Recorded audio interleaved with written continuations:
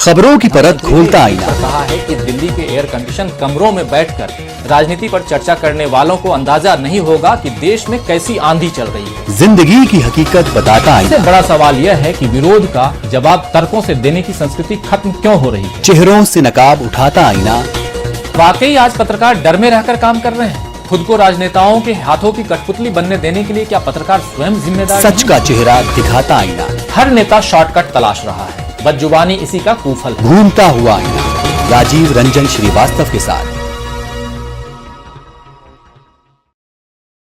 प्रधानमंत्री की देशवासियों से 1 साल तक सोना न खरीदने की अपील का असर अब सीधे सराफा बाजार पर दिखाई देने लगा है। देहरादून में इस फैसले के विरोध में सराफा मंडल के व्यापारी सड़क पर उतर आए और धामावाला बाजार में मोमबत्ती जलाकर सांकेतिक विरोध प्रदर्शन किया। व्यापारियों का कहना है कि प्रधानमंत्री की इस अपील के बाद लोगों में सोना खरीदने को लेकर असमंजस बढ़ गया है, जिसका सीधा असर कारोबार पर पड़ रहा है। उनका मानना है कि अगर लोग वास्तव में 1 साल तक सोना खरीदना बंद कर देते हैं तो इससे न सिर्फ व्यापार ठप हो जाएगा बल्कि हजारों परिवारों की रोजी रोटी पर भी संकट आ जाएगा। सराफा मंडल देहरादून के अध्यक्ष सुनील मैसोन ने कहा कि प्रधानमंत्री को ऐसा कोई बयान देने से पहले व्यापारियों और हितधारकों से चर्चा करनी चाहिए थी। उन्होंने कहा कि अगर सरकार पहले बातचीत करती तो कोई ऐसा बीच का रास्ता निकाला जा सकता था जिससे सरकार का उद्देश्य भी पूरा होता और व्यापारियों पर भी बुरा असर नहीं पड़ता। उन्होंने ये भी चिंता जताई कि व्यापार ठप होने की स्थिति में दुकानों पर काम कर रहे कर्मचारियों को वेतन देना भी मुश्किल हो जाएगा।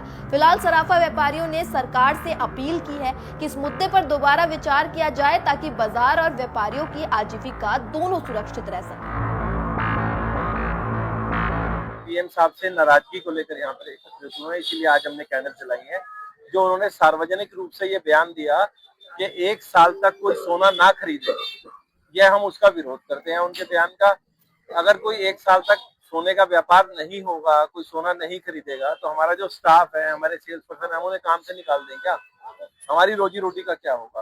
प्रधानमंत्री जी को कोई भी बयान देने से पहले स्टेक होल्डर्स के साथ बात करनी चाहिए थी और हमारे साथ मिलके हम लोग एक ऐसी नीति बनाते, एक ऐसा विचार बनाते जिससे जो गवर्नमेंट का भी पर्पस हल होता और व्यापार भी हानि ना होती।